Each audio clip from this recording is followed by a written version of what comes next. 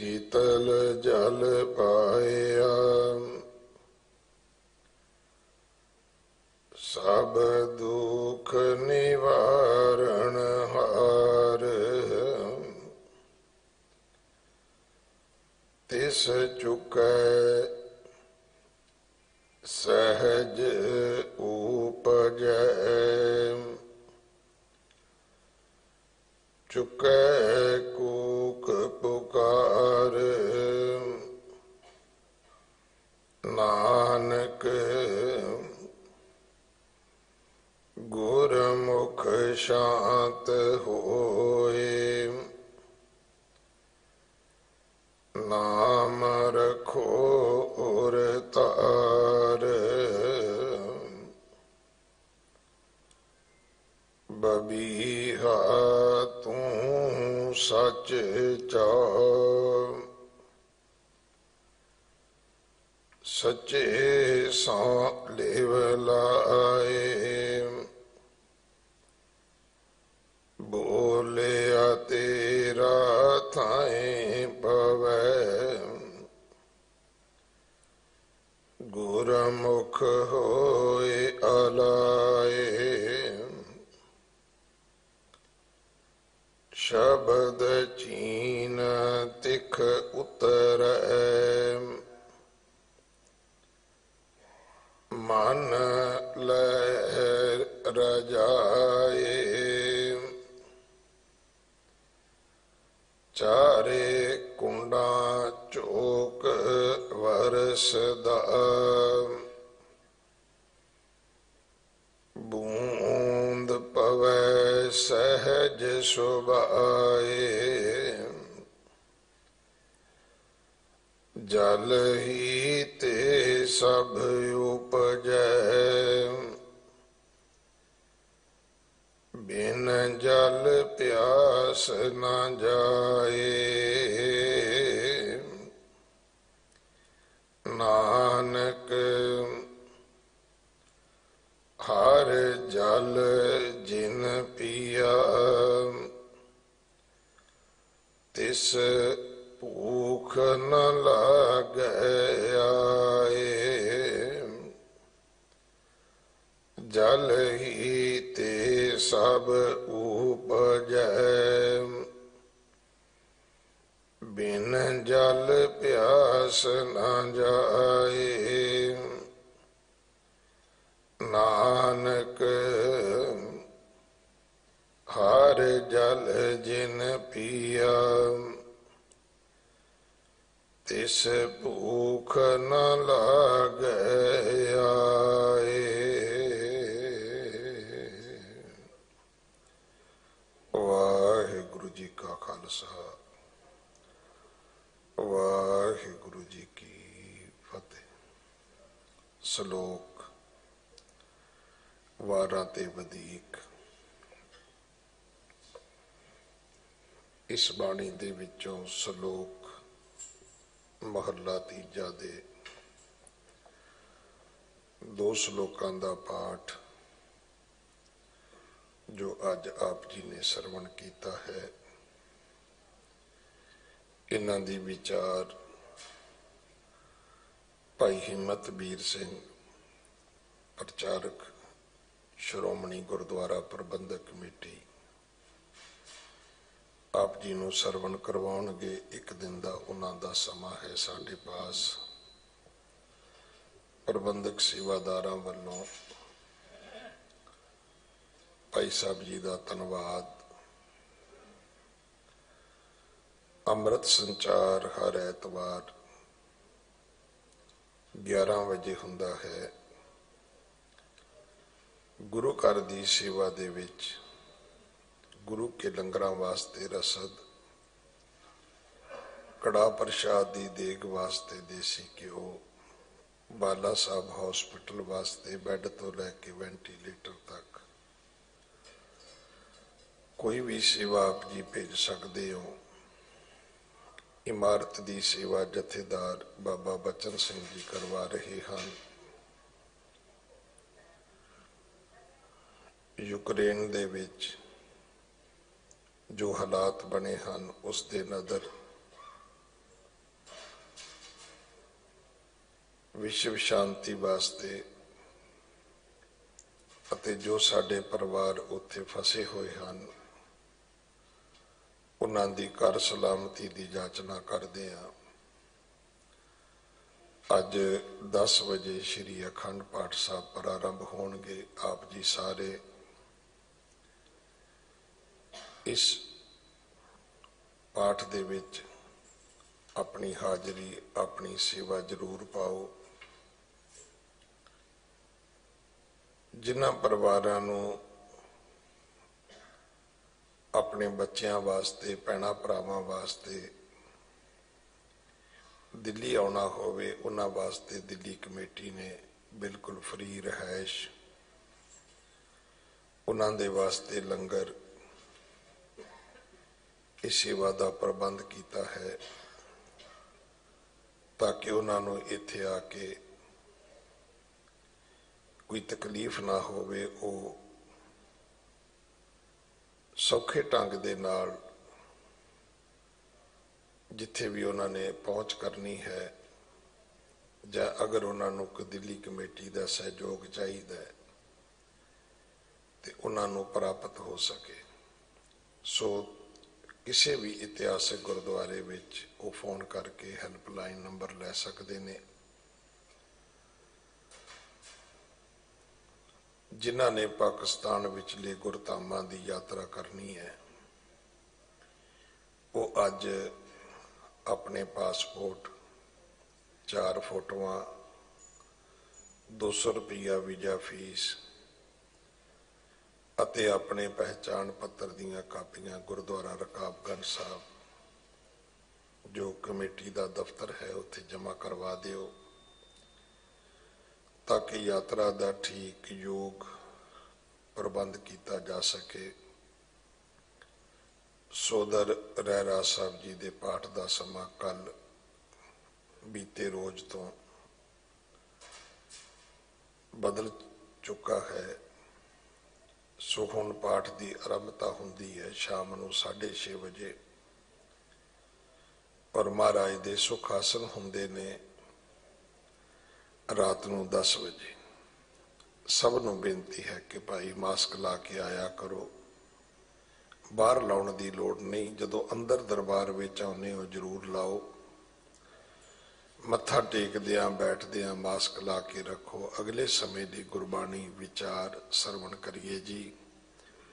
वाहिगुरू जी का खालसा वाहिगुरू जी की फतेह। सतनाम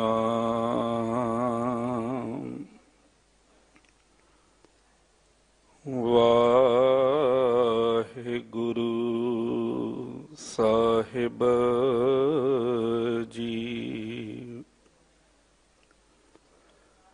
कोट पराध हमारे खंड हो,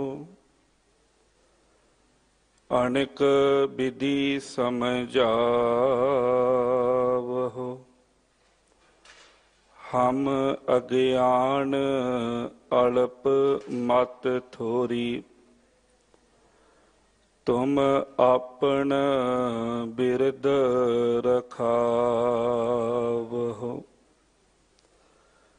तुमरी शरण तुम्हारी आसा, तुम ही सज्जन सुहेले। राखो राखण हार दयाला, नानक घर के गोले। राखो राखण हार दयाला, नानक घर के गोले।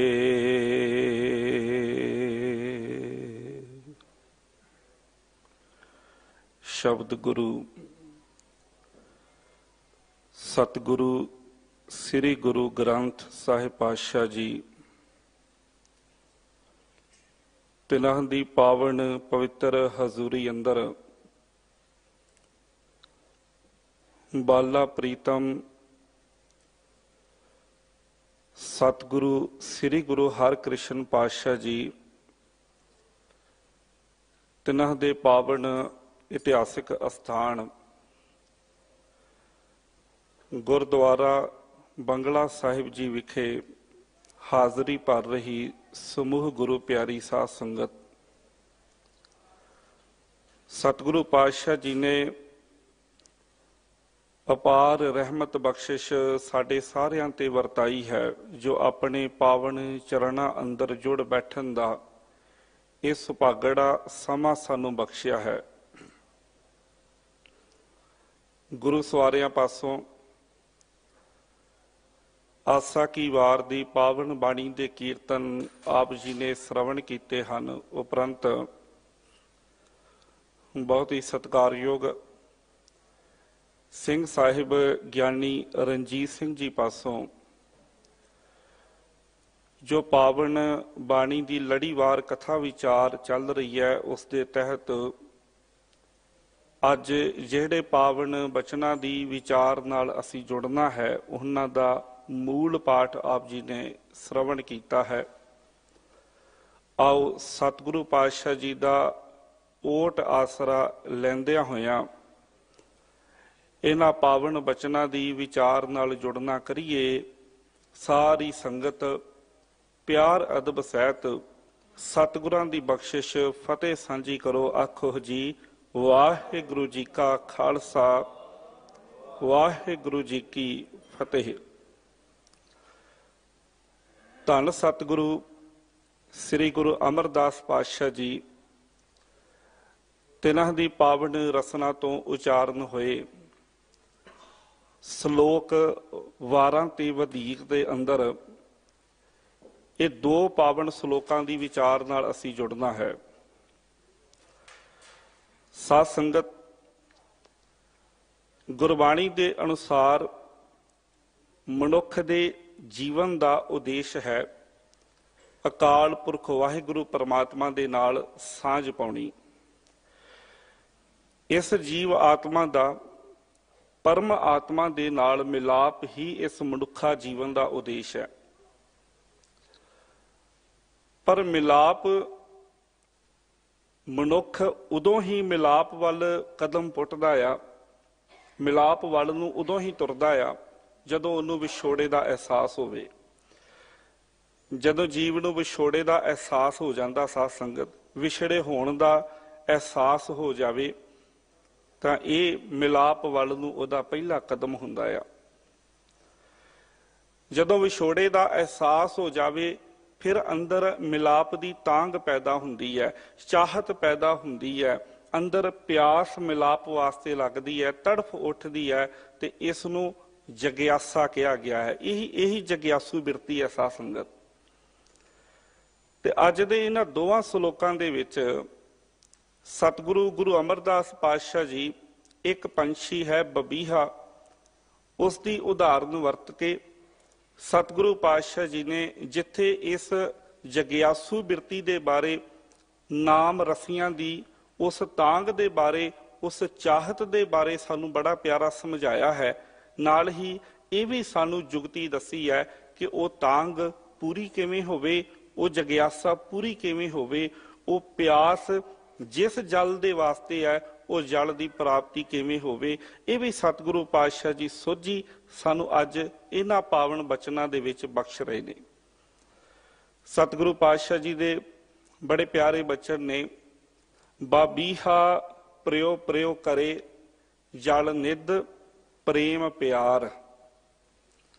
ਸਾਧ ਸੰਗਤ, ਬਾਬੀਹਾ ਇੱਕ ਪੰਛੀ ਜਿਸ ਦਾ ਪਾਵਨ ਬਾਣੀ ਦੇ ਵਿੱਚ ਹੋਰ ਵੀ ਨਾਵਾਂ ਦੇ ਨਾਲ ਜ਼ਿਕਰ ਆਇਆ ਹੈ, ਜਿਵੇਂ ਸਾਰਿੰਗ, ਚਾਤ੍ਰਿਕ, ਬਬੀਹਾ, ਬਾਬੀਹਾ, ਅਤੇ ਇੱਕ ਸ਼ਬਦ ਇਹਦੇ ਲਈ ਹੋਰ ਵਰਤਿਆ ਜਾਂਦਾ ਹੈ, ਪਪੀਹਾ। ਇਸ ਦੇ ਸੁਭਾਅ ਦੇ ਵਿੱਚ ਇੱਕ ਗੁਣ ਹੈ ਸਾਧ ਸੰਗਤ।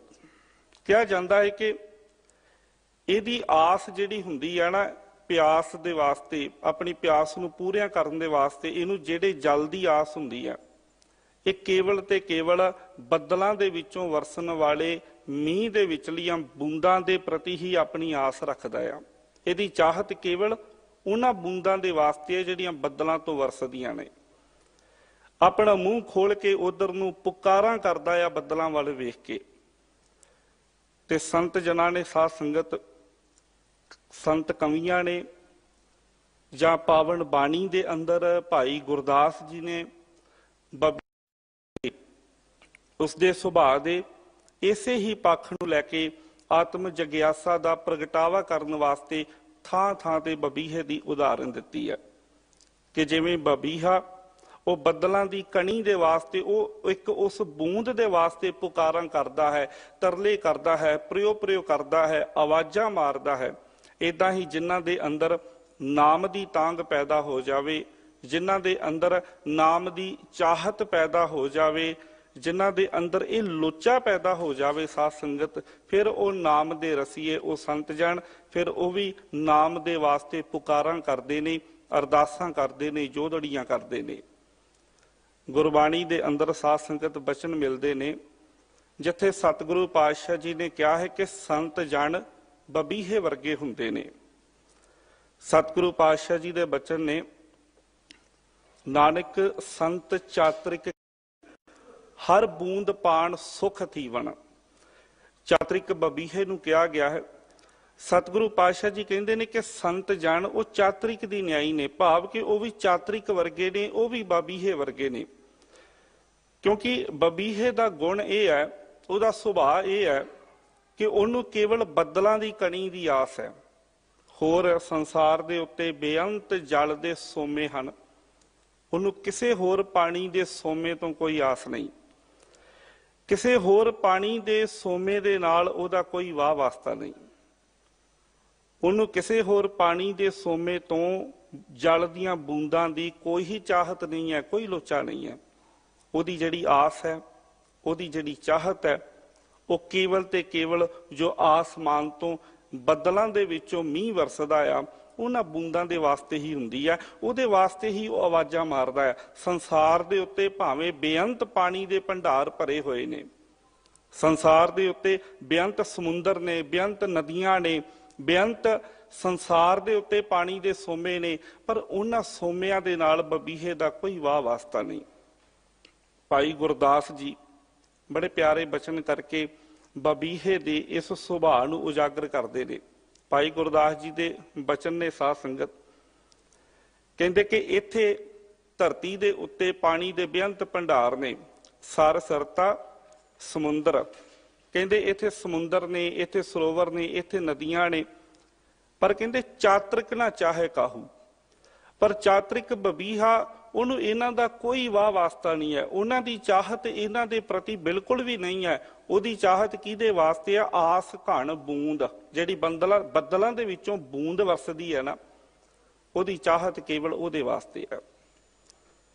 आस घण बूंद, प्रयो प्रयो गुण ज्ञान है, तो उन्होंने उहदे विच एक गुण है कि वह बस उस बूंद दे वास्ते ही अरदासां करदा, तरले करदा, जोदड़ियां करदा, बस उन्होंने उस तरले का ज्ञान है, उन्होंने होर उहदे जीवन दे विच कोई उद्यम उपराला नहीं है। साध संगत बबीहे दे सुभाਅ दे विच उस बूंद दे वास्ते लोचा है, तांग है, तड़फ है, प्यास है। ते दूजा उहदे सुभाਅ दा पक्ष यह है कि उस तड़फ नूं अपने अंदर रखदियां होइयां, उस प्यास नूं अपने अंदर रखदियां होइयां उहदे वास्ते करदा की है? पुकारां करदा आ। कोई होर भज दौड़ नहीं, सिर्फ पुकार करदा आ, जोदड़ी करदा आ, बेनती करदा आ, आवाज़ां मारदा। ते सतगुरु पातशाह जी सानू हुण ये समझा रहे ने कि भलिया जिवें बबीहा प्रयो प्रयो करदा आ, आवाज़ां मारदा आ, जोदड़ियां करदा, जे नाम दी लोचा तेरे अंदर भी पैदा हो जावे, जे नाम दी चाहत तेरे अंदर भी पैदा हो जावे, जां जिन्हां दे अंदर नाम दी चाहत पैदा हुंदी है, लोचा पैदा हुंदी है, प्यास पैदा हो जाती है उस मालिक दे मिलाप दी, ते फिर उस मालिक दे मिलाप दी उहदे नाम दा इक्को एक हीला वसीला है तेरे वास्ते, वह है पुकार, वह है जोदड़ी, वह है अरदास बेनती, तरला करना। होर कोई हीला वसीला नहीं। असीं 12 माह का पाठ करते हैं। धन सतगुरु ਸ੍ਰੀ ਗੁਰੂ ਅਰਜਨ ਦੇਵ ਪਾਤਸ਼ਾਹ ਜੀ ਨੇ ਆਰੰਭਤਾ ਦੇ ਵਿੱਚ ਹੀ ਸਾਨੂੰ ਸਮਝਾ ਦਿੱਤਾ। ਸਤਿਗੁਰੂ ਬਚਨ ਕਰਦੇ ਨੇ, ਕਿਰਤ ਕਰਮ ਕੇ ਵਿਛੜੇ ਕਰ ਕਿਰਪਾ ਮਿਲ ਹੋ ਰਾਮ। ਆਪਣੇ ਕਰਮਾਂ ਦੀ ਕਿਰਤ ਕਰਕੇ ਵਿਛੜੇ ਹੋਏ ਆ। ਸਤਿਗੁਰੂ ਪਾਤਸ਼ਾਹ ਆਪਣੇ ਕਰਮਾਂ ਦੇ ਕਰਕੇ ਵਿਛੜੇ ਆ, ਪਰ ਮਿਲਾਪ ਆਪਣੇ ਕਰਮਾਂ ਦੇ ਨਾਲ ਨਹੀਂ। ਮੈਂ ਆਪਣੇ ਕਰਮਾਂ ਦੇ ਕਰਕੇ ਤੇਰੇ ਤੋਂ ਟੁੱਟ ਤੇ ਸਕਦਾ ਆ, ਵਿਛੜ ਤੇ ਸਕਦਾ ਆ, ਦੂਰ ਤੇ ਹੋ ਸਕਦਾ, ਪਰ ਮਿਲਾਪ ਆਪਣੇ ਕਰਮਾਂ ਦੇ ਨਾਲ ਨਹੀਂ। ਮਿਲਾਪ ਕਿਹਦੇ ਨਾਲ ਹੈ? ਕਰ ਕਿਰਪਾ ਮਿਲ ਹੋ ਰਾਮ। ਮਿਲਾਪ ਤਾਂ ਹੈ ਜੇ ਅਕਾਲ ਪੁਰਖ ਵਾਹਿਗੁਰੂ ਪ੍ਰਮਾਤਮਾ ਜੀ ਤੁਹਾਡੀ ਕਿਰਪਾ ਹੋ ਜਾਵੇ, ਸਤਿਗੁਰੂ ਕਿਤੇ ਤੁਹਾਡੀ ਬਖਸ਼ਿਸ਼ ਹੋ ਜਾਵੇ, ਕਿਰਪਾ ਹੋ ਜਾਵੇ। ਤਾਂ ਹੀ ਕਰਕੇ ਸੋਹਿਲਾ ਸਾਹਿਬ ਦਾ ਪਾਠ ਜਦੋਂ ਅਸੀਂ ਕਰਦੇ ਹਾਂ, ਉੱਥੇ ਸਤਿਗੁਰੂ ਪਾਤਸ਼ਾਹ ਜੀ ਨੇ ਬੇਨਤੀ ਰੂਪ ਦੇ ਵਿੱਚ ਬਚਨ ਕੀਤੇ ਨੇ। ਹਰ ਚਰਨ ਕਵਲ ਮਕਰੰਦ ਲੋਭਿਤ ਮਨੋ ਅਨ ਦਿਨੋ ਮੋਹਿ ਆਹੀ ਪਿਆਸਾ। ਜਿਨ੍ਹਾਂ ਦੇ ਅੰਦਰ ਉਹ ਪਿਆਸ ਲੱਗ ਜਾਂਦੀ ਹੈ, ਤੜਫ ਲੱਗ ਜਾਂਦੀ ਹੈ, ਅਕਾਲ ਪੁਰਖ ਵਾਹਿਗੁਰੂ ਪਰਮਾਤਮਾ ਦੇ ਨਾਮ ਰੂਪੀ ਫੁੱਲਾਂ ਦੇ ਜਿਹੜੇ ਭੌਰੇ ਬਣ ਜਾਂਦੇ ਨੇ ਸਾਧ ਸੰਗਤ, ਜਿਨ੍ਹਾਂ ਦੇ ਅੰਦਰ ਕੇਵਲ ਨਾਮ ਦੀ ਤਾਂਘ ਹੈ, ਨਾਮ ਦੀ ਚਾਹਤ ਹੈ, ਨਾਮ ਦੀ ਲੋਚਾ, ਨਾਮ ਦੀ ਹੀ ਪਿਆਸ ਹੈ ਸਾਧ ਸੰਗਤ, ਫਿਰ ਉਹ ਕੀ ਕਰਦੇ ਨੇ? ਬੇਨਤੀ ਕਰਦੇ ਨੇ, ਪੁਕਾਰ ਕਰਦੇ ਨੇ, ਜੋਦੜੀ ਕਰਦੇ ਨੇ। ਤੇ ਬੇਨਤੀ ਕਰਕੇ ਮੰਗ ਕੀ ਰਹੇ ਨੇ? ਕਿਰਪਾ ਜਲ ਦੇ ਨਾਨਕ ਸਾਰਿੰ ਕੋ ਹੋਏ ਜਾਤੇ ਤੇਰਾ ਨਾਇ ਵਾਸਾ। ਇਹ ਅਕਾਲ ਪੁਰਖ ਵਾਹਿਗੁਰੂ ਪਰਮਾਤਮਾ ਜੀ, ਕਿਰਪਾ ਦਾ ਜਲ, ਆਪਣੀ ਬਖਸ਼ਿਸ਼ ਦਾ ਜਲ ਮੈਨੂੰ ਬਖਸ਼ ਦਿਓ। ਜੇ ਤੁਹਾਡੀ ਕਿਰਪਾ ਹੋ ਜਾਵੇ ਤੇ ਨਾਮ ਦੀ ਦਾਤ ਮੈਨੂੰ ਪ੍ਰਾਪਤ ਹੋ ਸਕਦੀ ਹੈ। ਜੇ ਤੁਹਾਡੀ ਕਿਰਪਾ ਹੋ ਜਾਵੇ ਤੇ ਬਬੀਹੇ ਦੇ ਵਾਂਗ ਜਿਹੜੀਆਂ ਅੰਦਰੋਂ ਪੁਕਾਰਾਂ ਹੋ ਰਹੀਆਂ ਨੇ, ਇਹਨਾਂ ਪੁਕਾਰਾਂ ਨੂੰ ਥਾਂ ਪਾਉਂਦਿਆਂ ਹੋਇਆਂ ਅਕਾਲ ਪੁਰਖ ਵਾਹਿਗੁਰੂ ਪਰਮਾਤਮਾ ਤੁਸੀਂ ਨਾਮ ਦੀ ਦਾਤ ਬਖਸ਼ਿਸ਼ ਕਰਕੇ ਮੇਰੀਆਂ ਇਹ ਸਾਰੀਆਂ ਕੂਕਾਂ ਜਿਹੜੀਆਂ ਉਹ ਖਤਮ ਕਰ ਦਿਓ। ਜੇ ਤੁਹਾਡੀ ਬਖਸ਼ਿਸ਼ ਹੋ ਜਾਵੇ ਫਿਰ ਨਾਮ ਦੀ ਦਾਤ ਮੈਨੂੰ ਪ੍ਰਾਪਤ ਹੋ ਜਾਵੇਗੀ। ਤੇ ਜਦੋਂ ਹੁਣ ਸਾਧ ਸੰਗਤ ਅਕਾਲ ਪੁਰਖ ਵਾਹਿਗੁਰੂ ਪਰਮਾਤਮਾ ਤਰੁੱਠਦਾ ਆ, ਜਦੋਂ ਮਾਲਕ ਮੇਰਾਂ ਦੇ ਘਰ ਵਿੱਚ ਆਉਂਦਾ ਹੈ, ਬਖਸ਼ਿਸ਼ ਦੇ ਘਰ ਵਿੱਚ ਆਉਂਦਾ ਹੈ, ਜੀਵ ਜੋਦੜੀ ਕਰਦਾ ਹੈ, ਬੇਨਤੀ ਕਰਦਾ ਹੈ, ਬਬੀਹੇ ਦੇ ਵਾਂਗ ਤਰਲੇ ਲੈਂਦਾ ਹੈ, ਤੇ ਜਦੋਂ ਉਹਦੇ ਤਰਲੇ ਥਾਂ ਪੈਂਦੇ ਨੇ, ਮਾਲਕ ਵਾਹਿਗੁਰੂ ਪਰਮਾਤਮਾ ਬਖਸ਼ਿਸ਼ ਕਰਦਾ, ਫਿਰ ਜੀਵ ਨੂੰ ਇੱਕ ਦਾਤ ਪ੍ਰਾਪਤ ਹੁੰਦੀ ਹੈ। ਉਹ ਕਿਹੜੀ ਦਾਤ ਹੈ? ਉਹ ਹੈ ਸਤਿਗੁਰੂ ਦੀ ਸੰਗਤ। ਅਕਾਲ ਪੁਰਖ ਵਾਹਿਗੁਰੂ ਪਰਮਾਤਮਾ ਦੀ ਕਿਰਪਾ ਦੇ ਨਾਲ ਸਤਿਗੁਰੂ ਦੀ ਸੰਗਤ ਪ੍ਰਾਪਤ ਹੁੰਦੀ ਹੈ, ਤੇ ਸਤਿਗੁਰੂ ਦੀ ਸੰਗਤ ਦੇ ਵਿੱਚੋਂ ਹੀ ਫਿਰ ਨਾਮ ਦੀ ਦਾਤ ਮਿਲਦੀ ਹੈ। ਸਤਿਗੁਰੂ ਪਾਤਸ਼ਾਹ ਜੀ ਅੱਗੇ ਬਚਨ ਕਰਕੇ ਸਮਝਾ ਰਹੇ ਨੇ, ਗੁਰ ਮਿਲੇ ਸੀਤਲ ਜਲ ਪਾਇਆ, ਸਭ ਦੁੱਖ ਨਿਵਾਰਨ ਹਾਰ। ਬਾਬੀਹੇ ਨੇ ਪੁਕਾਰਾਂ ਕੀਤੀਆਂ, ਨਾਮ ਰਸੀਆਂ ਨੇ ਪੁਕਾਰਾਂ ਕੀਤੀਆਂ, ਅਰਦਾਸਾਂ ਕੀਤੀਆਂ, ਜੋਦੜੀ ਕੀਤੀ, ਅੰਦਰ ਤਰਲਾ ਪੈਦਾ ਹੋਇਆ, ਅੰਦਰ ਨਾਮ ਦੇ ਵਾਸਤੇ ਚਾਅ ਪੈਦਾ ਹੋਇਆ, ਉਹਦੇ ਵਾਸਤੇ ਜੋਦੜੀ ਕੀਤੀ, ਅਰਦਾਸ ਕੀਤੀ, ਪਰਮਾਤਮਾ ਦੇ ਅੱਗੇ ਤਰਲੇ ਲਏ, ਤੇ ਫਿਰ ਪਰਮਾਤਮਾ ਨੇ ਕਿਰਪਾ ਕਰਕੇ ਕਿਹੜੀ ਦਾਤ ਬਖਸ਼ਿਸ਼ ਕੀਤੀ? ਸਤ ਸੰਗਤ ਬਖਸ਼ਿਸ਼ ਕਰ ਦਿੱਤੀ, ਗੁਰੂ ਦੀ ਸੰਗਤ ਬਖਸ਼ਿਸ਼ ਕਰ ਦਿੱਤੀ। ਤੇ ਜਦੋਂ ਗੁਰੂ ਦੀ ਸੰਗਤ ਬਖਸ਼ਿਸ਼ ਹੋਈ ਸਾਧ ਸੰਗਤ, ਫਿਰ ਗੁਰੂ ਦੇ ਕੋਲੋਂ ਕੀ ਮਿਲਿਆ? ਗੁਰ ਮਿਲੇ ਸੀਤਲ ਜਲ ਪਾਇਆ। ਗੁਰੂ ਦੀ ਸੰਗਤ ਦੇ ਵਿੱਚੋਂ ਨਾਮ ਦੀ ਦਾਤ ਪ੍ਰਾਪਤ ਹੋਈ ਹੈ। ਸਤਿਗੁਰੂ ਪਾਤਸ਼ਾਹ ਜੀ ਆਨੰਦ ਸਾਹਿਬ ਦੇ ਅੰਦਰ ਧੰਨ ਸ੍ਰੀ ਗੁਰੂ ਅਮਰਦਾਸ ਪਾਤਸ਼ਾਹ ਜੀ ਬਚਨ ਕਰਕੇ ਸਮਝਾਉਂਦੇ ਨੇ, ਇਹ ਹਰ ਰਸ ਕਰਮੀ ਪਾਈ ਹੈ, ਸਤਿਗੁਰ ਮਿਲਿਆ ਜਿਸ ਆਏ। ਅਕਾਲ ਪੁਰਖ ਵਾਹਿਗੁਰੂ ਪਰਮਾਤਮਾ ਦੇ ਨਾਮ ਦਾ ਰਸ ਕਰਮੀ ਦੇ ਨਾਲ ਹੈ। ਕਰਮ ਦਾ ਭਾਵ ਹੈ ਬਖਸ਼ਿਸ਼, ਉਸ ਮਾਲਕ ਦੀ ਮਿਹਰ ਦੇ ਨਾਲ ਹੈ। ਤੇ ਜਦੋਂ ਮਾਲਕ ਦੀ ਬਖਸ਼ਿਸ਼ ਹੋ ਜਾਵੇ ਫਿਰ ਕੀ ਮਿਲੇਗਾ? ਸਤਿਗੁਰ ਮਿਲੇ, ਸਤਿਗੁਰੂ ਦੀ ਦਾਤ ਮਿਲੇਗੀ, ਸਤਿਗੁਰੂ ਦੀ ਸੰਗਤ ਜੀਵ ਨੂੰ ਪ੍ਰਾਪਤ ਹੋਵੇਗੀ ਸਾਧ ਸੰਗਤ। ਤੇ ਜਦੋਂ ਸਤਿਗੁਰੂ ਦੀ ਸੰਗਤ ਪ੍ਰਾਪਤ ਹੋਈ, ਫਿਰ ਸਤਿਗੁਰੂ ਦੀ ਸੰਗਤ ਦੇ ਵਿੱਚੋਂ ਨਾਮ ਦੀ ਦਾਤ ਮਿਲਦੀ ਹੈ। ਅਸੀਂ ਅਕਸਰ ਕਈ ਵਾਰ ਗੁਰਦੇਵ ਪਾਤਸ਼ਾਹ ਦੇ ਇਹ ਬਚਨ ਹੁਕਮ ਦੇ ਰੂਪ ਦੇ ਵਿੱਚ ਸ਼ਰਵਣ ਕੀਤੇ ਨੇ। ਮੇਰਾ ਹਿਰਦੈ ਰਤਨ ਨਾਮ ਹਰ ਬਸਿਓ, ਗੁਰ ਹਾਥ ਧਰਿਓ ਮੇਰਾ ਮਾਥਾ।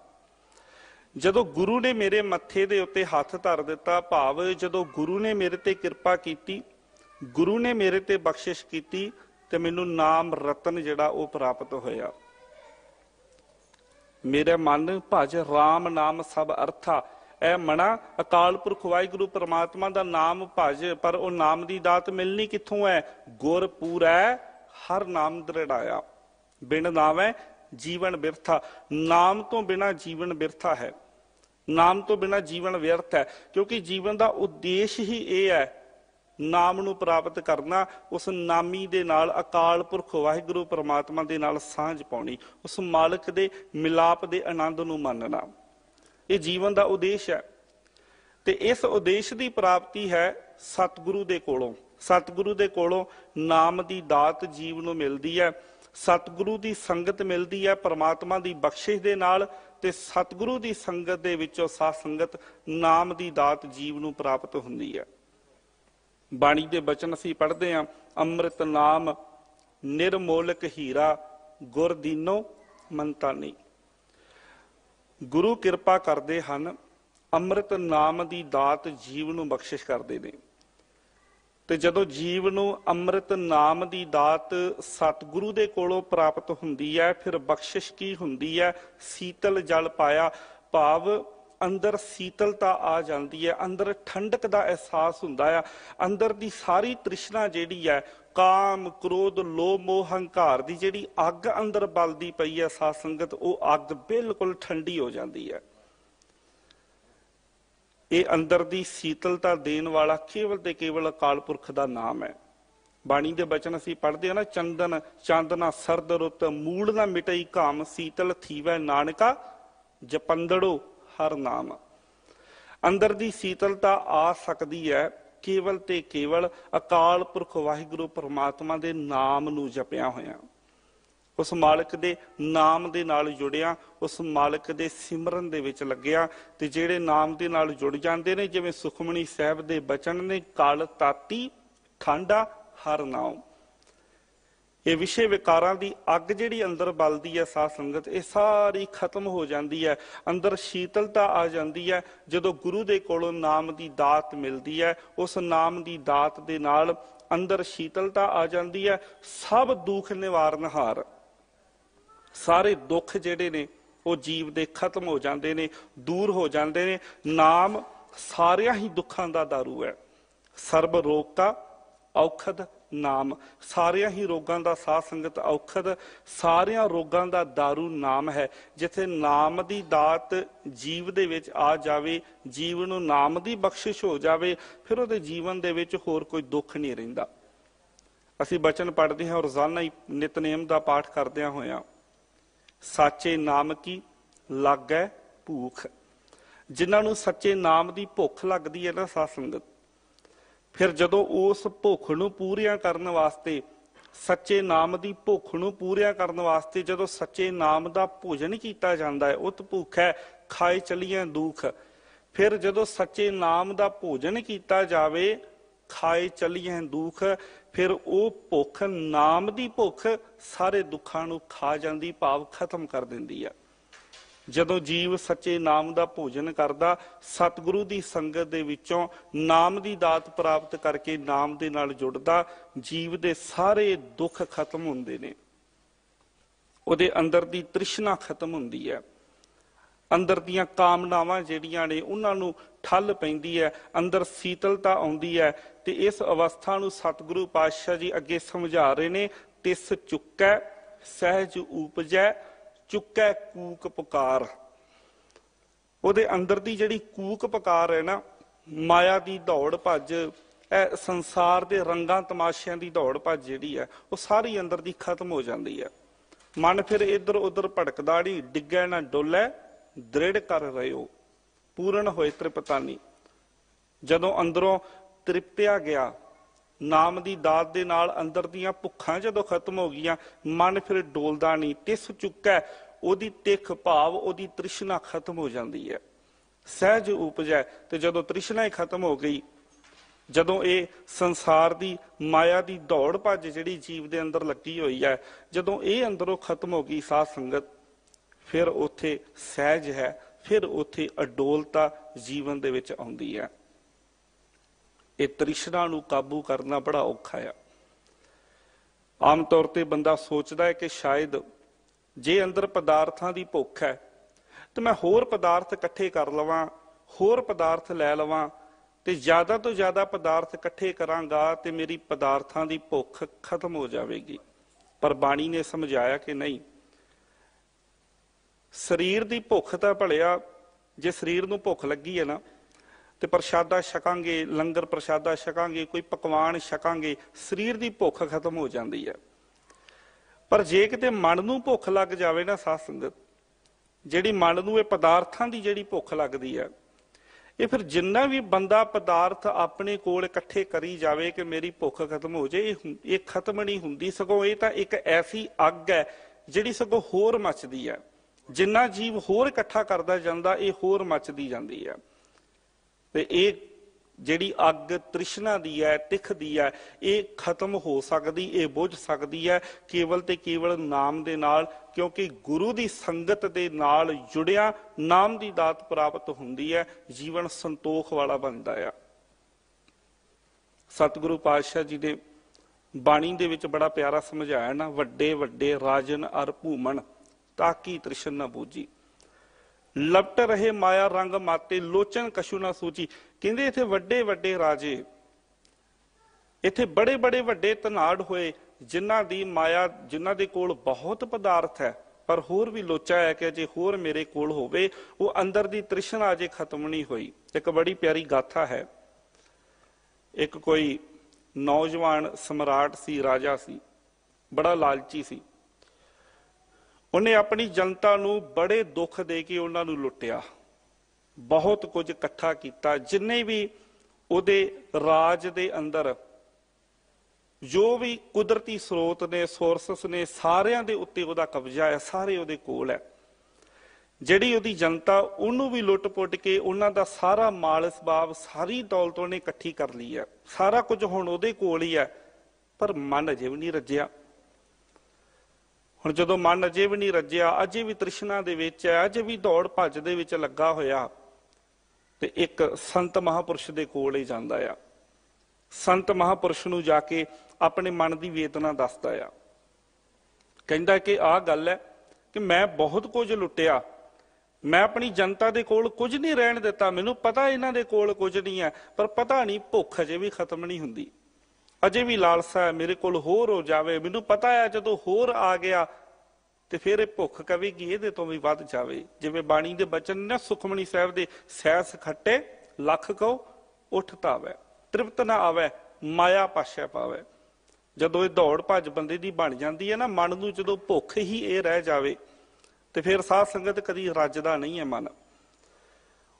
ਉਹ ਸਮਰਾਟ ਨੇ, ਉਸ ਰਾਜੇ ਨੇ ਜਾ ਕੇ ਸਾਧ ਸੰਗਤ ਜਦੋਂ ਸੰਤ ਜਨਾਂ ਨੂੰ ਆਪਣੀ ਜਾ ਕੇ ਇਹ ਸਮੱਸਿਆ ਦੱਸੀ, ਤੇ ਉਹ ਸੰਤ ਮਹਾਂਪੁਰਸ਼ ਨੇ ਵੇਖਿਆ ਕਿ ਇਹ ਹੁਣ ਅੰਦਰੋਂ ਇਹਦੇ ਇਹ ਸਵਾਲ ਨਿਕਲਿਆ ਆ, ਇਹ ਮਨ ਇਹਦਾ ਬੋਲ ਰਿਹਾ ਵਾ।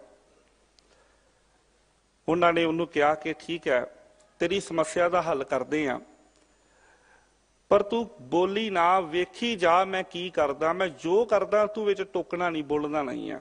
ਕਹਿੰਦਾ ਠੀਕ ਹੈ। ਉਹ ਸੰਤ ਮਹਾਂਪੁਰਸ਼ ਨੂੰ ਲੈ ਕੇ ਇੱਕ ਖੂਹ ਤੇ ਚਲੇ ਗਏ। ਖੂਹ ਦੇ ਅੰਦਰ ਬਾਲਟੀ ਵਹਾਈ, ਬਾਲਟੀ ਬਾਹਰ ਕੱਢੀ, ਪਾਣੀ ਨਾ ਆਇਆ।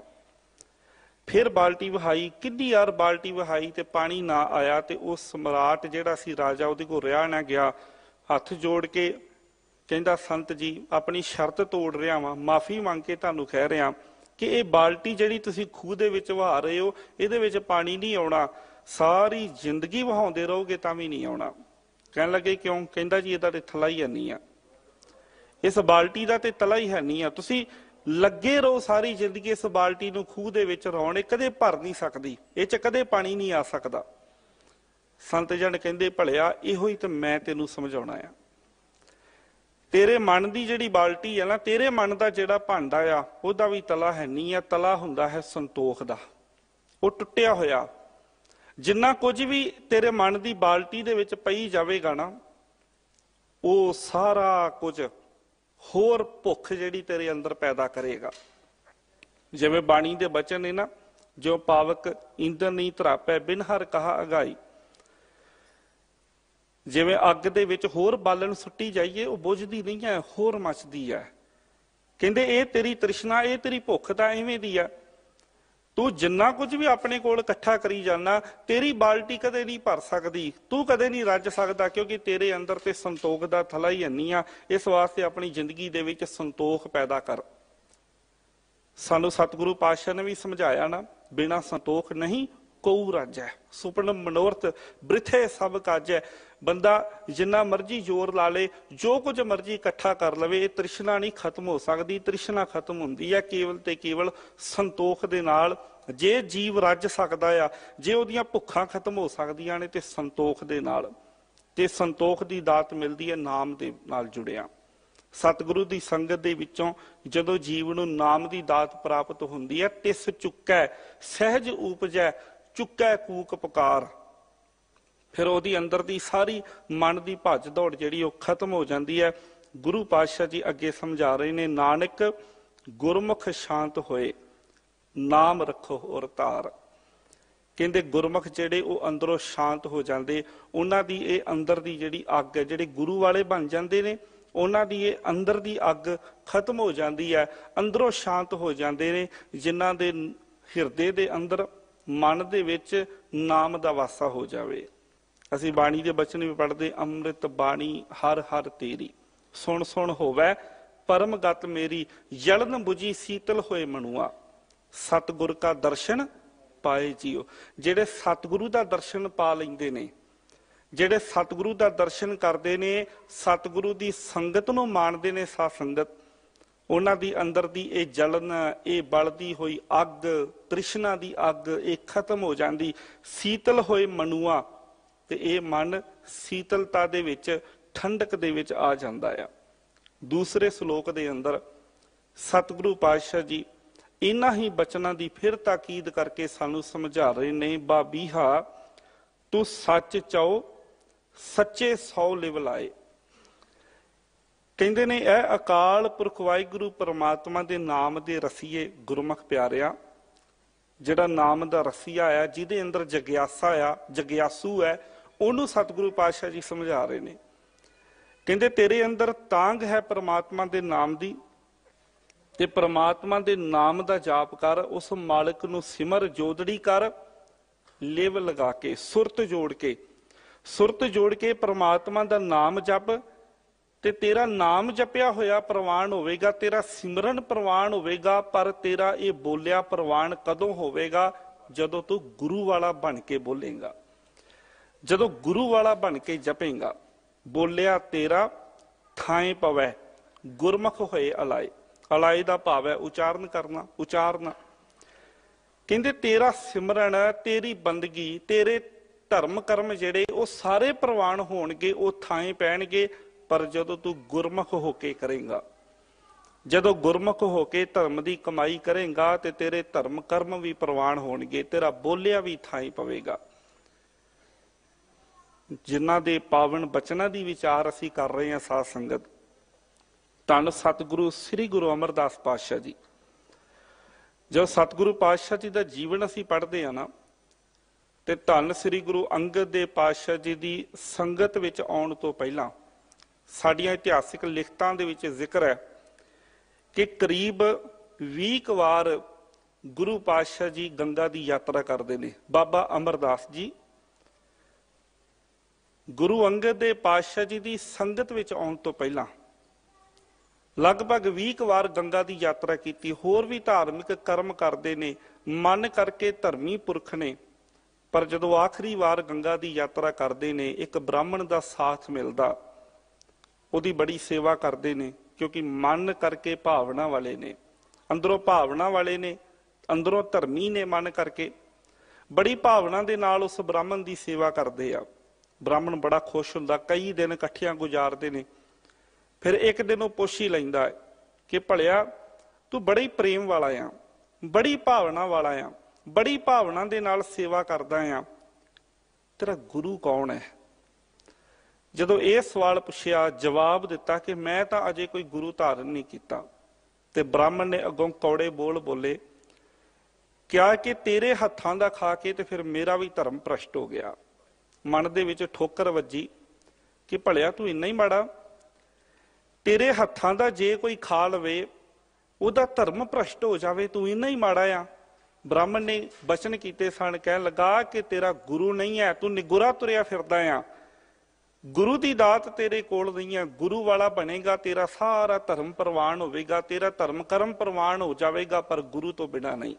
ਹੁਣ ਅੰਦਰ ਜਦੋਂ ਇਹ ਚੋਟ ਵੱਜੀ ਹੈ ਸਾਧ ਸੰਗਤ, ਜਦੋਂ ਅੰਦਰ ਅਹਿਸਾਸ ਹੋਇਆ, ਮੈਂ ਆਰੰਭ ਵਿੱਚ ਬੇਨਤੀ ਕੀਤੀ ਕਿ ਮਿਲਾਪ ਵੱਲ ਪਹਿਲਾ ਕਦਮ ਹੁੰਦਾ ਹੈ ਅੰਦਰ ਵਿਛੋੜੇ ਦਾ ਅਹਿਸਾਸ ਹੋ ਜਾਣਾ।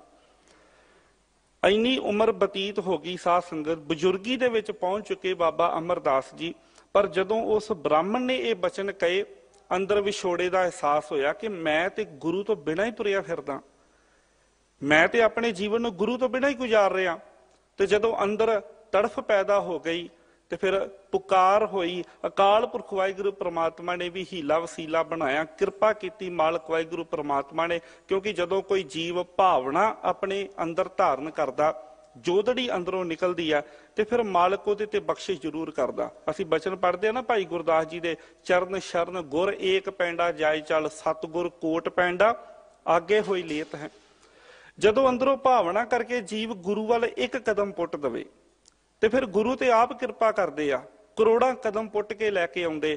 ਬਾਬਾ ਅਮਰਦਾਸ ਜੀ ਦੇ ਮਨ ਵਿੱਚ ਭਾਵਨਾ ਪੈਦਾ ਹੋਈ ਕਿ ਮੈਂ ਵੀ ਗੁਰੂ ਵਾਲਾ ਬਣਾ, ਤੇ ਫਿਰ ਵੇਖੋ ਗੁਰੂ ਨੇ ਕਿਰਪਾ ਕਿਵੇਂ ਕੀਤੀ ਆ, ਕਿਵੇਂ ਹੀਲਾ ਵਸੀਲਾ ਬਣਿਆ। ਬਾਬਾ ਅਮਰਦਾਸ ਜੀ ਦੇ ਭਰਾਤਾ ਦੇ ਘਰ ਵਿੱਚ ਨੌਂ ਬਣ ਕੇ ਆਈ ਬੀਬੀ ਅਮਰੋ, ਧੰਨ ਗੁਰੂ ਅੰਗਦ ਦੇ ਪਾਤਸ਼ਾਹ ਜੀ ਦੀ ਪੁੱਤਰੀ। ਬੀਬੀ ਅਮਰੋ ਅੰਮ੍ਰਿਤ ਵੇਲੇ ਬਾਣੀ ਦਾ ਪਾਠ ਕਰਦੇ ਨੇ, ਜਦੋਂ ਘਰ ਦੇ ਕਾਰਜ ਕਰਦੇ ਨੇ, ਬਾਬਾ ਅਮਰਦਾਸ ਜੀ ਦੇ ਕੰਨਾਂ ਦੇ ਵਿੱਚ ਗੁਰਬਾਣੀ ਪਈ। ਬੀਬੀ ਅਮਰੋ ਨੂੰ ਪੁੱਛਿਆ, ਧੀਏ ਇਹ ਕਿਸ ਦੀ ਬਾਣੀ ਹੈ? ਬੜੀ ਮਿੱਠੀ ਹੈ, ਰੂਹ ਨੂੰ ਸਕੂਨ ਦੇਣ ਵਾਲੀ ਹੈ। ਬੀਬੀ ਅਮਰੋ ਨੇ ਦੱਸਿਆ ਕਿ ਧੰਨ ਗੁਰੂ ਨਾਨਕ ਦੇਵ ਪਾਤਸ਼ਾਹ ਜੀ ਦੀ। ਕਹਿਣ ਲੱਗੇ ਉਹ ਕਿੱਥੇ ਨੇ? ਬੀਬੀ ਅਮਰੋ ਜੀ ਨੇ ਕਿਹਾ, ਦੱਸਿਆ ਕਿ ਧੰਨ ਗੁਰੂ ਨਾਨਕ ਪਾਤਸ਼ਾਹ ਜੀ ਭਾਵੇਂ ਸਰੀਰਕ ਚੋਲਾ ਉਹਨਾਂ ਨੇ ਤਿਆਗ ਦਿੱਤਾ, ਪਰ ਉਹਨਾਂ ਦੀ ਜੋਤ ਰੂਪ ਮੇਰੇ ਪਿਤਾ ਜੀ ਇਸ ਵਕਤ ਗੁਰੂ ਅੰਗਦ ਦੇਵ ਪਾਤਸ਼ਾਹ ਜੀ ਖਡੂਰ ਸਾਹਿਬ ਦੀ ਧਰਤੀ ਤੇ ਉਹਨਾਂ ਦਾ ਵਾਸਾ ਆ। ਕਹਿਣ ਲੱਗੇ ਧੀਏ ਲੈ ਚੱਲ, ਮੈਨੂੰ ਗੁਰੂ ਪਾਤਸ਼ਾਹ ਦੇ ਕੋਲ ਲੈ ਚੱਲ।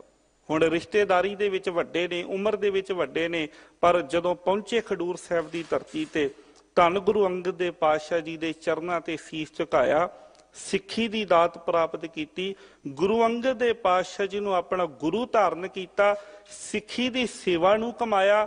ਤੇ ਫਿਰ ਉਸ ਸੇਵਾ ਦੀ ਕਮਾਈ ਸਾਧ ਸੰਗਤ ਉਹਨੂੰ ਫਲ ਕਿੰਨਾ ਲੱਗਾ ਆ, ਅਸੀਂ ਉਹ ਸਾਰਾ ਫਲ ਸਤਿਗੁਰੂ ਪਾਤਸ਼ਾਹ ਜੀ ਦੇ ਬਾਕੀ ਦੇ ਜੀਵਨ ਤੇ ਉਹਨਾਂ ਦੀ ਬਾਣੀ ਦੇ ਵਿੱਚੋਂ ਉਹਦੇ ਦਰਸ਼ਨ ਕਰਦੇ ਆ।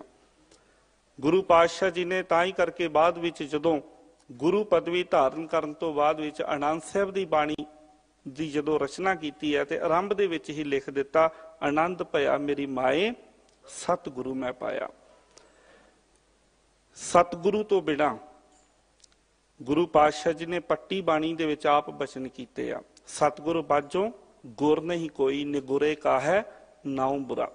ਸਤਿਗੁਰੂ ਤੋਂ ਬਿਨਾਂ ਅਰਦਾਸਾਂ ਬੇਨਤੀਆਂ ਜੋਦੜੀਆਂ ਥਾਂ ਨਹੀਂ ਪੈਂਦੀਆਂ, ਸਤਿਗੁਰੂ ਤੋਂ ਬਿਨਾਂ ਬੋਲਿਆ ਕਿਤੇ ਥਾਂ ਨਹੀਂ ਪੈਂਦਾ।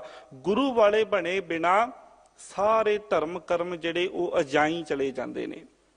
ਗੁਰੂ ਵਾਲਾ ਬਣ ਕੇ ਇਹ ਬੋਲਿਆ ਹੋਇਆ ਪ੍ਰਵਾਨ ਹੁੰਦਾ ਹੈ। ਸਾਧ ਸੰਗਤ ਗੁਰੂ ਪਾਤਸ਼ਾਹ ਜੀ ਦੀ ਪਾਵਨ ਬਾਣੀ ਦਾ ਕੀਰਤਨ ਅਸੀਂ ਸ਼ਰਵਣ ਕੀਤਾ ਹੈ। ਸਤਿਗੁਰੂ ਧੰਨ ਗੁਰੂ ਨਾਨਕ ਪਾਤਸ਼ਾਹ ਜੀ ਨੇ ਉੱਥੇ ਵੀ ਸਾਨੂੰ ਸਮਝਾਇਆ, ਬਿਨ ਸਤਿਗੁਰ ਕਿਨੇ ਨਾ ਪਾਇਓ, ਬਿਨ ਸਤਿਗੁਰ ਕਿਨੇ ਨਾ ਪਾਇਆ। ਸਤਿਗੁਰੂ ਤੋਂ ਬਿਨਾਂ ਕਿਸੇ ਨੇ ਪ੍ਰਾਪਤ ਨਹੀਂ ਕੀਤਾ। ਸਤਿਗੁਰ ਵਿੱਚ ਆਪ ਰੱਖੇ ਹੋਣ ਕਰ ਪ੍ਰਗਟ ਆਖ ਸੁਣਾਇਆ। ਅਕਾਲ ਪੁਰਖ ਵਾਹਿਗੁਰੂ ਪ੍ਰਮਾਤਮਾ ਨੇ ਆਪਣੇ ਆਪ ਨੂੰ ਸਤਿਗੁਰੂ ਦੇ ਵਿੱਚ ਟਿਕਾਇਆ ਹੈ। ਸੁਖਮਨੀ ਸਾਹਿਬ ਜੀ ਦੇ ਬਚਨ ਨੇ, ਸਤ ਪੁਰਖ ਜਿਨ ਜਾਣਿਆ ਸਤਿਗੁਰ ਤਿਸ ਕੋ ਨਾਉ, ਤਿਸ ਕੈ ਸੰਗ ਸਿੱਖ ਉਧਰੈ, ਨਾਨਕ ਹਰ ਗੁਣ ਗਾਉ। ਸਤਿਗੁਰੂ ਦੇ ਅੰਦਰ ਪ੍ਰਮਾਤਮਾ ਨੇ ਆਪਣੇ ਆਪ ਨੂੰ ਟਿਕਾਇਆ ਹੈ। ਭਗਤ ਸਾਹਿਬਾਨ ਜੀ ਦੇ ਬਚਨ ਨੇ, ਅਕਾਲ ਪੁਰਖ ਵਾਹਿਗੁਰੂ ਪ੍ਰਮਾਤਮਾ ਅਤੇ ਗੁਰੂ ਦੇ ਵਿੱਚ ਕੋਈ ਫਰਕ ਨਹੀਂ। ਗੁਰੂ ਰੱਬ ਦਾ ਰੂਪ ਹੈ, ਰੱਬ ਗੁਰੂ ਦਾ ਰੂਪ ਹੈ। ਗੁਰ ਗੋਬਿੰਦ, ਗੋਬਿੰਦ ਗੁਰੂ ਹੈ, ਦੋਵਾਂ ਦੇ ਵਿੱਚ ਫਰਕ ਹੀ ਕੋਈ ਨਹੀਂ ਹੈ। ਗੁਰ ਪਰਮੇਸ਼ਰ ਏਕੋ ਜਾਣ। ਬਾਣੀ ਦੇ ਵਿੱਚ ਬੇਅੰਤ ਐਸੇ ਬਚਨ ਨੇ ਜਿਨ੍ਹਾਂ ਦੇ ਵਿੱਚ ਗੁਰੂ ਅਤੇ ਪ੍ਰਮਾਤਮਾ ਨੂੰ ਇੱਕ ਰੂਪ ਦੱਸਿਆ ਹੈ। ਇਸ ਵਾਸਤੇ ਗੁਰੂ ਨੂੰ ਧਾਰਨ ਕੀਤੇ ਬਿਨਾ, ਗੁਰੂ ਤੋਂ ਬਿਨਾ, ਗੁਰੂ ਵਾਲੇ ਬਣੇ ਬਿਨਾ ਬੋਲਿਆ ਕਿਤੇ ਥਾਂ ਹੀ ਨਹੀਂ ਪੈਂਦਾ। ਸਤਿਗੁਰੂ ਪਾਤਸ਼ਾਹ ਜੀ ਕਹਿੰਦੇ, ਤੇਰੀਆਂ ਕੂਕ ਪਕਾਰਾਂ, ਤੇਰੀਆਂ ਜੋਦੜੀਆਂ, ਤੇਰੀ ਭਗਤੀ, ਤੇਰਾ ਸਿਮਰਨ, ਤੇਰਾ ਬੋਲਿਆ ਹੋਇਆ ਥਾਂ ਪਵੇਗਾ। ਪਰ ਜਦੋਂ ਤੂੰ ਗੁਰੂ ਵਾਲਾ ਬਣ ਕੇ ਬੋਲੇਗਾ। ਜੇ ਗੁਰੂ ਵਾਲਾ ਬਣਨ ਤੋਂ ਬਿਨਾਂ ਇਧਰ ਉਧਰ ਜਿੱਥੇ ਮਰਜ਼ੀ ਭਟਕਦਾ ਰਹੇ, ਤੇ ਸੱਚ ਇਹ ਹੈ ਕਿ ਜਿਹੜੀ ਤ੍ਰਿਪਤੀ ਹੈ, ਜਿਹੜੀ ਸ਼ਾਂਤੀ ਹੈ, ਜਿਹੜਾ ਆਨੰਦ ਹੈ, ਉਹ ਕੇਵਲ ਤੇ ਕੇਵਲ ਗੁਰੂ ਦੀ ਸੰਗਤ ਦੇ ਵਿੱਚ ਹੀ ਆ ਸਕਦਾ। ਹੋਰ ਕੱਚਿਆਂ ਦੇ ਕੋਲ ਜਿੱਥੇ ਮਰਜ਼ੀ ਕੋਈ ਚਲਾ ਜਾਵੇ। ਅਸੀਂ ਭੱਟ ਸਾਹਿਬਾਨ ਜੀ ਦੇ ਬਚਨ ਵੀ ਪੜ੍ਹਦੇ ਆ ਨਾ ਸਾਧ ਸੰਗਤ। ਭੱਟ ਭਿੱਖਾ ਜੀ ਨੇ ਬੜੇ ਪਿਆਰੇ ਬਚਨ ਕੀਤੇ। ਰਹਿਓ ਸੰਤ ਹੋਂ ਟੋਲ, ਸਾਧ ਬਹੁ ਤੇਰੇ ਡਿੱਠੇ, ਸੰਨਿਆਸੀ ਤਪੀਸੈ ਮੁਖੋਂ ਇਹ ਪੰਡਿਤ ਮਿੱਠੇ, बरस एक हों फिरियो किना न परचो लायो, कहते हैं कहती सुनी रैत को खुशी ना आयो। भट्ट भिखा जी कहते एक साल आंदे बरस एक हों फिरियो, एक साल कहते पूरा भजदे रहे हैं, भज दौड़ लगी रही है, बड़ियां को गए हैं, बड़े सन्यासियों को, बड़े तपस्सियों को। पर धन गुरु अमरदास पातशाह जी परमात्मा दे नाम नूं छड्ड के जिहड़े दूजे पासे जुड़ गए, ਜਿਹੜੇ ਆਪ ਸੰਸਾਰ ਦੇ ਰਸਾਂ ਕਸਾਂ ਦੇ ਵਿੱਚ ਫਸੇ ਹੋਏ ਨੇ, ਉਹਨਾਂ ਦੀ ਮੈਂ ਕੀ ਤੁਹਾਨੂੰ ਵਿਥਿਆ ਸੁਣਾਵਾਂ, ਉਹਨਾਂ ਦੇ ਕੀ ਗੁਣ ਗਾਇਨ ਕਰਾਂ। ਕਹਤੇ हैं कहती सुनी ਰਹਿਤ ਕੋ ਖੁਸ਼ੀ ਨਾ ਆਇਓ। ਕਹਿੰਦੇ ਮੂੰਹ ਤੋਂ ਬੜੀਆਂ ਬੜੀਆਂ ਸੋਹਣੀਆਂ ਗੱਲਾਂ ਸਨ, ਪਰ ਜਦੋਂ ਉਹਨਾਂ ਦੀ ਰਹਿਤ ਵੇਖੀ, ਉਹਨਾਂ ਦੇ ਜੀਵਨ ਨੂੰ ਵੇਖਿਆ, ਮਨ ਵਿੱਚ ਖੁਸ਼ੀ ਨਾ ਆਈ, ਆਨੰਦ ਨਾ ਆਇਆ। ਹਰ ਨਾਮ ਛੋੜ ਦੂਜੇ ਲੱਗੇ, ਤਿਨਕੇ ਗੁਣ ਹਉ ਕਿਆ ਕਹੂੰ, ਗੁਰਦਈ ਮਲਾਇਓ ਭਿਖਿਆ ਜਿਵ ਤੂੰ ਰੱਖੈ ਤਿਵ ਰਹੂੰ। ਮੇਰੇ ਤੇ परमात्मा ने किरपा की है कि गुरु पातशाह तुहाडी संगत मैनूं प्राप्त हुई है।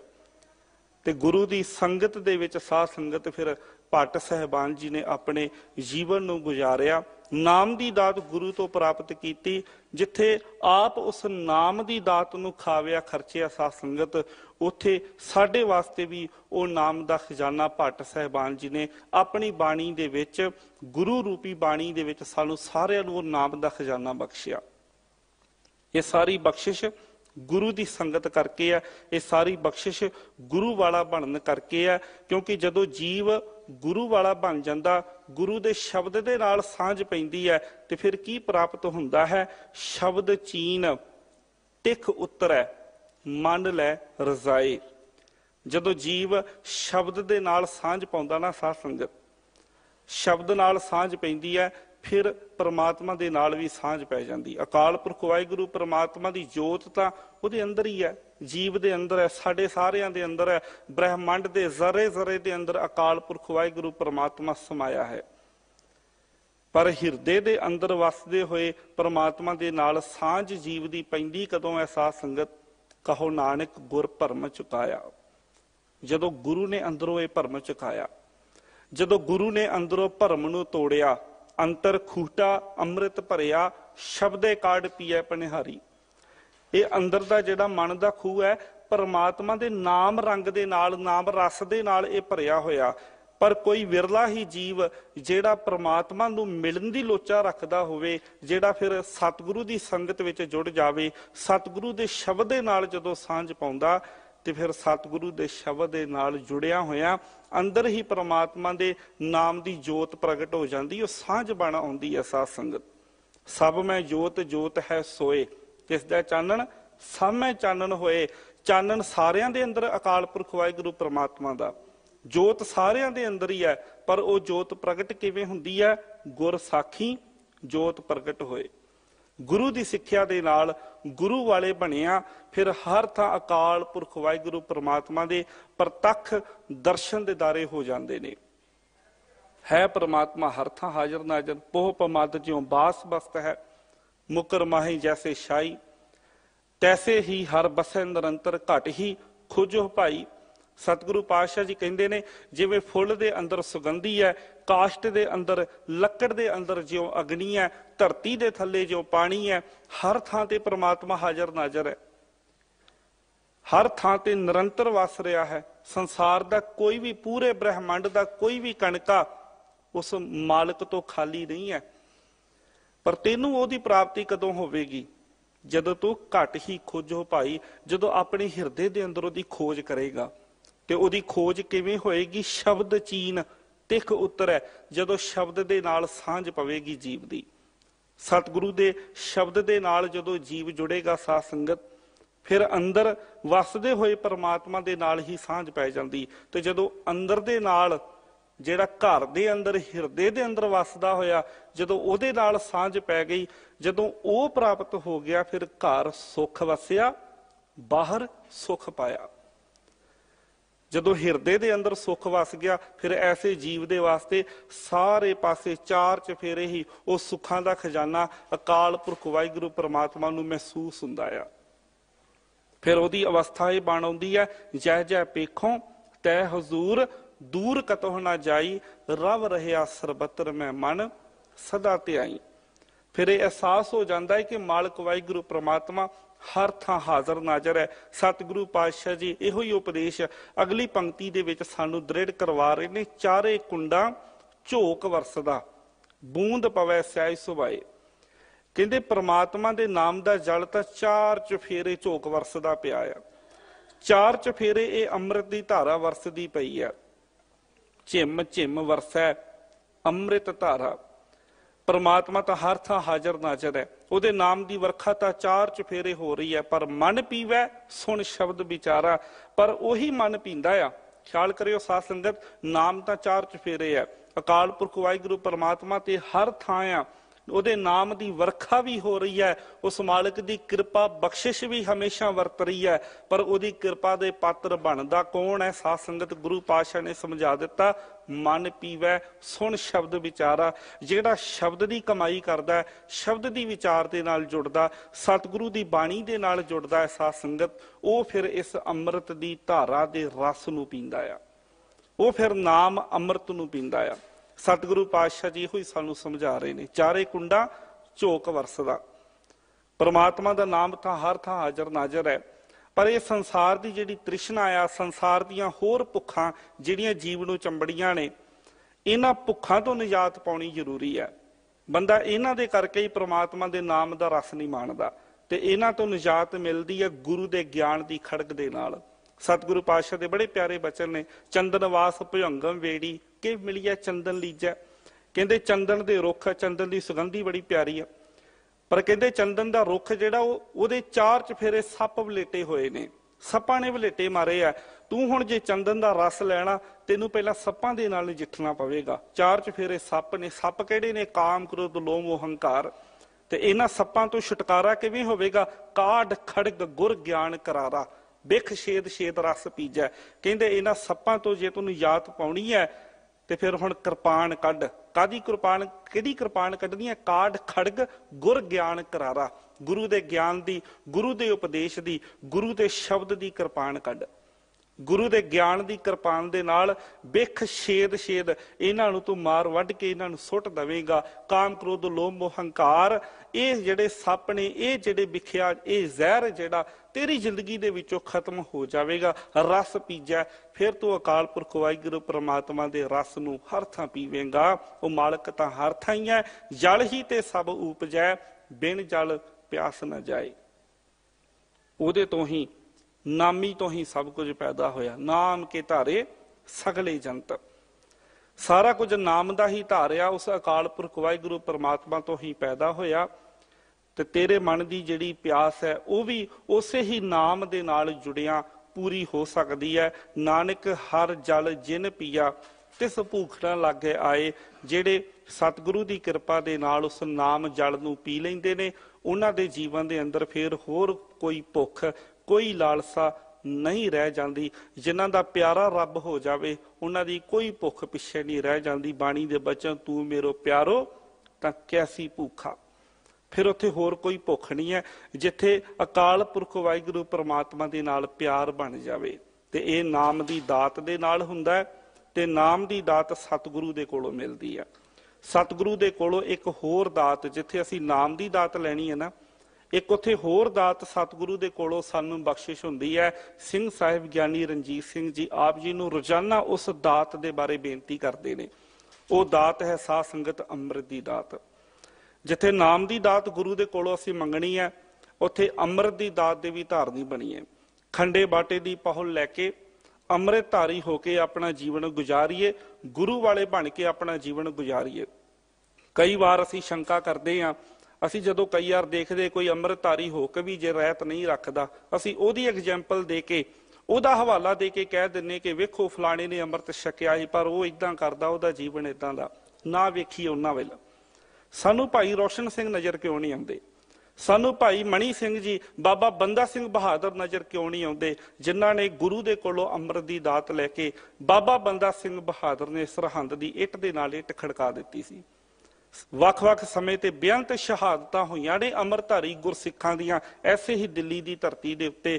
ਇਤਿਹਾਸ ਦੇ ਵਿੱਚੋਂ ਸਾਨੂੰ ਉਹ ਸੂਰਬੀਰ ਯੋਧੇ ਜਿਹੜੇ ਨੇ ਉਹ ਨਜ਼ਰ ਕਿਉਂ ਨਹੀਂ ਆਉਂਦੇ? ਉਹਨਾਂ ਦੇ ਜੀਵਨ ਦੇ ਵਿੱਚ ਅੰਮ੍ਰਿਤ ਦੀ ਦਾਤ ਦਾ ਜਿਹੜਾ ਚਮਤਕਾਰ ਵਰਤਿਆ, ਜਿਹੜੀ ਕਰਾਮਾਤ ਵਰਤੀ ਆ, ਅਸੀਂ ਉਹ ਵੇਖੀਏ। ਉਹ ਵੇਖ ਕੇ ਉਹਦੇ ਤੋਂ ਸਾਧ ਸੰਗਤ ਮੋਟੀਵੇਟ ਹੋ ਕੇ ਸਤਿਗੁਰੂ ਦੇ ਕੋਲੋਂ ਅੰਮ੍ਰਿਤ ਦੀ ਦਾਤ ਦੀ ਜਾਚਨਾ ਕਰੀਏ, ਨਾਮ ਦੀ ਦਾਤ ਵੀ ਮੰਗੀਏ ਤੇ ਅੰਮ੍ਰਿਤ ਦੀ ਦਾਤ ਵੀ ਗੁਰੂ ਦੇ ਕੋਲੋਂ ਮੰਗੀਏ। ਜਿਵੇਂ ਬਬੀਹੇ ਦੀ ਲੋਚਾ ਹੈ, ਬਬੀਹੇ ਦੀ ਪੁਕਾਰ ਹੈ, ਕਾਸ਼ ਸਾਡੀ ਵੀ ਇਹ ਪੁਕਾਰ ਬਣ ਜਾਵੇ, ਸਾਡੀ ਵੀ ਇਹ ਅਰਦਾਸ ਬਣ ਜਾਵੇ ਕਿ ਵਿਸਰ ਨਾਹੀਂ ਦਾਤਾਰ, ਆਪਣਾ ਨਾਮ ਦੇਹੋ ਗੁਣ ਗਾਵਾਂ ਦਿਨ ਰਾਤ, ਨਾਨਕ ਚਾਹੋ ਇਹੋ। ਸਤਿਗੁਰੂ ਪਾਤਸ਼ਾਹ ਜੀ ਕਿਰਪਾ ਕਰਨ, ਇਹ ਸਾਡੀ ਸਾਰਿਆਂ ਦੀ ਬੇਨਤੀ ਬਣ ਜਾਵੇ। ਇਹ ਬੇਨਤੀ ਸਤਿਗੁਰੂ ਪਾਤਸ਼ਾਹ ਜੀ ਪ੍ਰਵਾਨ ਵੀ ਕਰਨ। ਆਪ ਸਾਰੀਆਂ ਸੰਗਤਾਂ ਦਾ ਬਹੁਤ ਬਹੁਤ ਧੰਨਵਾਦ। ਦਿੱਲੀ ਸਿੱਖ ਗੁਰਦੁਆਰਾ ਪ੍ਰਬੰਧਕ ਕਮੇਟੀ ਦੇ ਸਮੂਹ ਪ੍ਰਬੰਧਕਾਂ ਦਾ ਅਤੇ ਸਤਿਕਾਰਯੋਗ ਸਿੰਘ ਸਾਹਿਬ ਗਿਆਨੀ ਰਣਜੀਤ ਸਿੰਘ ਜੀ ਦਾ ਧੰਨਵਾਦ। ਕੋਟਾਨ ਕੋਟ ਸ਼ੁਕਰਾਨਾ ਧੰਨ ਸਤਿਗੁਰੂ ਸ੍ਰੀ ਗੁਰੂ ਗ੍ਰੰਥ ਸਾਹਿਬ ਪਾਤਸ਼ਾਹ ਜੀ ਦਾ, ਜਿਨ੍ਹਾਂ ਸਾਡੇ ਸਾਰਿਆਂ ਦੇ ਸਿਰ ਤੇ ਮਿਹਰ ਭਰਿਆ ਹੱਥ ਰੱਖ ਕੇ ਸਾਨੂੰ ਆਪਣੇ ਚਰਨਾਂ ਅੰਦਰ ਜੁੜ ਬੈਠਣ ਦਾ ਇਹ ਸੁਭਾਗੜਾ ਸਮਾਂ ਬਖਸ਼ਿਸ਼ ਕੀਤਾ ਹੈ।